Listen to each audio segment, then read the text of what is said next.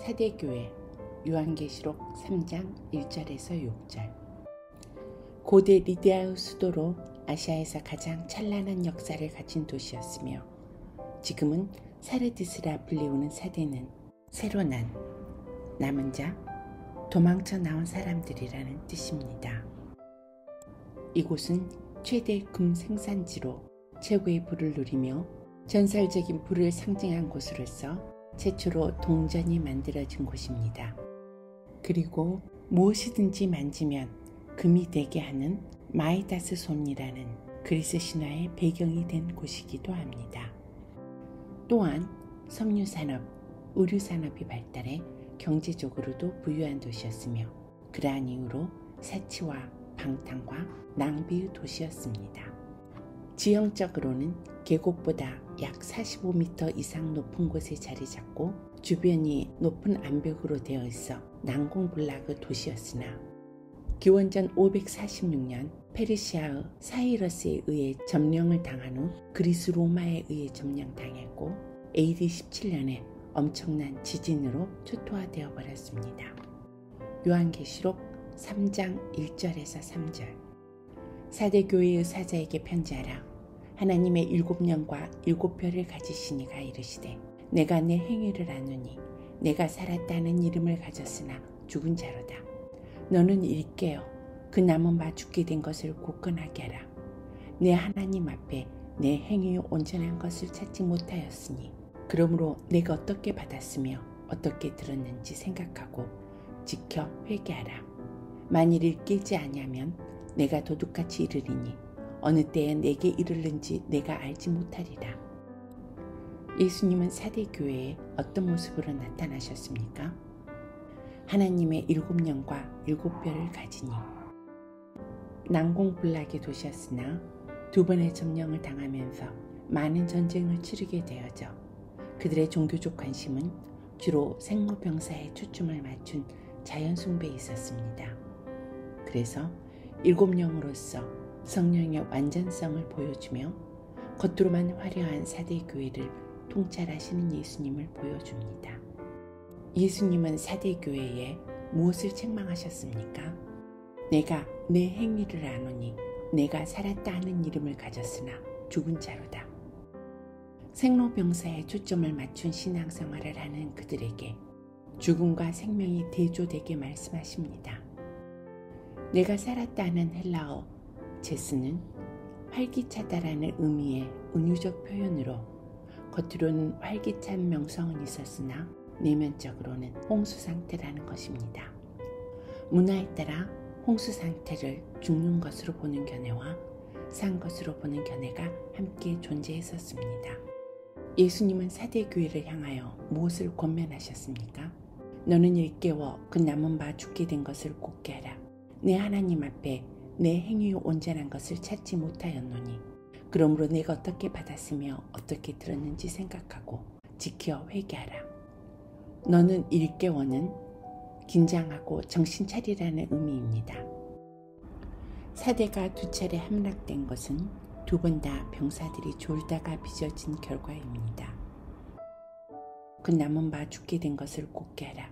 죽게 된 것은 미완료 과거 형태로 이 메시지가 기록되는 순간에도 계속되는 상태를 의미합니다. 계속 죽으려 하는 남아있는 자를 방치하지 말고 찾아내어 죽지 않도록 붙들라는 것입니다. 이는 세상의 화려함과 쾌락을 추구하는 삶에서 신앙을 추구하는 삶을 살라는 것입니다. 사대 지역의 부유한 환경, 즉 금화가 풍부한 세계적인 무역 도시이며 신전이 많은 이곳은 항상 축제와 미녀와 오락들이 있었고 세상의 화려함 속에서 성도들은 나태해져서 쾌락을 추구하게 되고 신앙은 서서히 그 자리를 잃어가게 되었던 것입니다. 사대교회를 현대에 적용하면 어떤 상태일까요? 이원론적인 삶, 즉 예배당 안에서는 신자의 행세를 하고 예배당 밖에서는 세상 사람들과 똑같이 생활하는 내적 변화가 없고 외적인 화려함으로 모든 것을 포장하고 감추는 것입니다. 내 행위의 온전한 것을 찾으라. 온전한 것은 충만함이란 뜻입니다. 죽은 신앙의 부활이요 죽어가는 신앙의 회복을 강조하시는 것으로 하나님이 인정하시는 행위를 찾으라는 것입니다. 사대 교회를 향한 예수님의 권면은 무엇입니까? 그러므로 내가 어떻게 받았으며 어떻게 들었는지 생각하고 지켜 회개하라. 만일 일깨지 아니하면 내가 도적같이 이르리니 어느 시에 내게 임할는지 내가 알지 못하리라. 여기서 어떻게 받았는지는 완료형인데 어떻게 들었는지는 부정형입니다. 이것이 의미하는 것은 계속 들어야 한다는 것입니다. 어떻게 받았는지 들었는지 생각하라고 하셨는데 이것은 복음을 기억하라는 말씀입니다. 복음의 전승과 들음을 통해 구원의 은혜에 동참하게 되기 때문입니다. 두 번째, 지키라고 하십니다. 지키라는 것은 순종하다는 의미를 갖고 있습니다. 복음을 기억하고 순종하라는 것이 바로 회개하는 자세에 있어 매우 중요합니다. 셋째로 회개하라고 하셨는데 회개란 방향을 바꾸어 돌아서는 것입니다.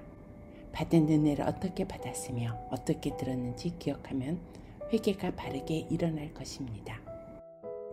이어서 회개해야 되는 이유에 대해서 말씀하십니다. 주님이 도적같이 오시는데 이것은 예수님의 재림이 알지 못하는 시간에 오신다는 말도 되지만 또한 죄를 지을 때 죄 짓는 사람이 자신도 모르는 사이에 파괴와 심판이 임함을 의미하기도 합니다.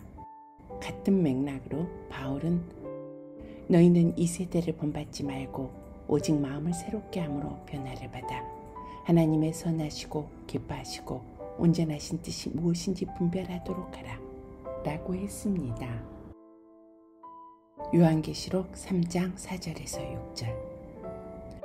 그러나 사대에 그 옷을 더럽히지 아니한 자 몇 명이 내게 있어 흰 옷을 입고 나와 함께 다니리니 그들은 합당한 자인 영고라. 이기는 자는 이와 같이 흰 옷을 입을 것이요 내가 그 이름을 생명책에서 결코 지우지 아니하고 그 이름을 내 아버지 앞과 그의 천사들 앞에서 시인하리라. 귀 있는 자는 성령이 교회들에게 하시는 말씀을 들을지어다. 사대 교회를 향한 예수님의 격려는 무엇입니까? 사대에 그 옷을 더럽히지 아니한 몇 명이 내게 있어 흰 옷을 입고 나와 함께 다니리니 그들은 합당한 자인 영고라. 이것은 더러운 시대의 대세에 섞이지 아니하고 끝까지 신앙의 본질을 추구하는 신자들이 몇 명 있었다는 것입니다. 원래 사대라는 것은 남은 자를 뜻하는데 사대 교회 안에 신앙의 절기를 지킨 남은 사람이 있었던 것입니다.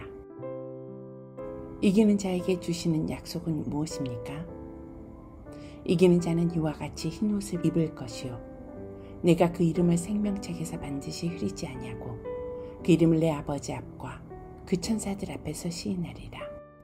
흰 옷을 입을 것이라는 것은 상인 주합의 유혹을 뿌리친 채 세상과 타협하지 않고 신실하게 사는 의로움을 나타내며 예수님의 피로 씻음받은 것을 의미합니다. 생명책에서 지워지지 않는다는 것은 구원에 대한 확고한 보증의 약속으로 예수 그리스도의 생명을 주시는 것입니다. 사대교회는 살았다는 이름을 가졌으나 행위의 온전함을 찾을 수 없기에 죽은 자라는 책망을 받았습니다.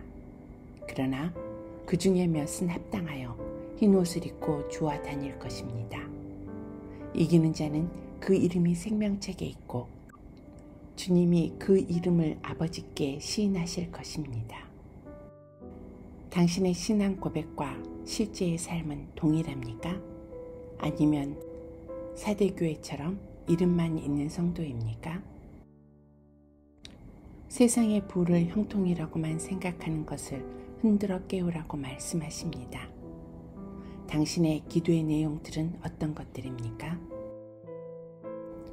전원만 켜면 넘쳐나는 화려함과 쾌락이 성도들을 혼미케 하는 세상이지만 항상 깨어 있어서 온전하다고 칭찬 듣는 삶이 되어지길 소망합니다.